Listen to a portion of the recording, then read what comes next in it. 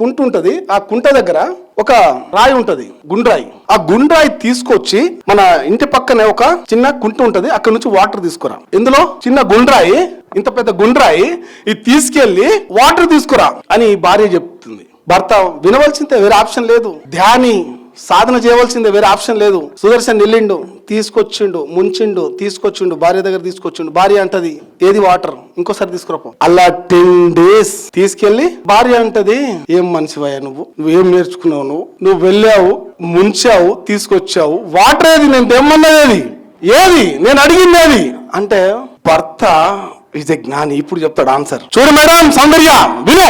ఈ రాయి ముందు ఎక్కడున్నది?